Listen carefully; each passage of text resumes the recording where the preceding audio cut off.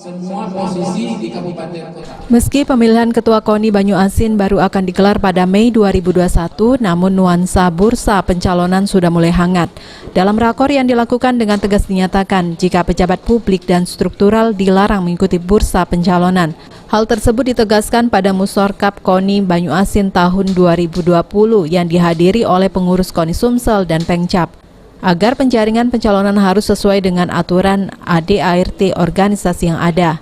Sesuai Undang-Undang Nomor 3 Tahun 2005 Pasal 40, Sistem Keolahragaan Nasional menyebutkan jika pejabat publik dan struktural tidak diizinkan menjabat jabatan Ketua KONI di semua tingkatan. 2020 lalu, KONI Pusat, ada beberapa hal yang disahkan, terutama masalah rangkap jabatan.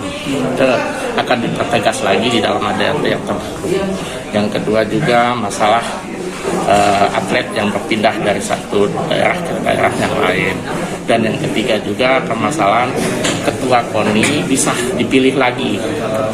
Kalau yang lama kan 2 periode tidak boleh lagi, tapi yang di ADART yang terbaru bisa boleh lagi maju asal didukung 75% dari cabur yang mendukungnya. Meski demikian, peluang pejabat publik dan struktural menduduki kejabatan Ketua KONI tetap ada dengan adanya dukungan dan pernyataan 70% Pengcap. 3 tahun 2005 bahwa aparatur negara itu tidak boleh menjabat Ketua KONI.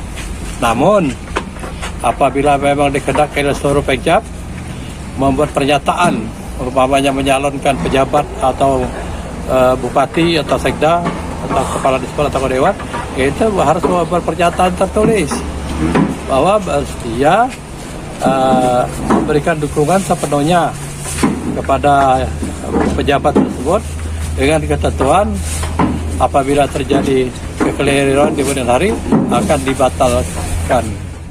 Sulaiman, PAL TV.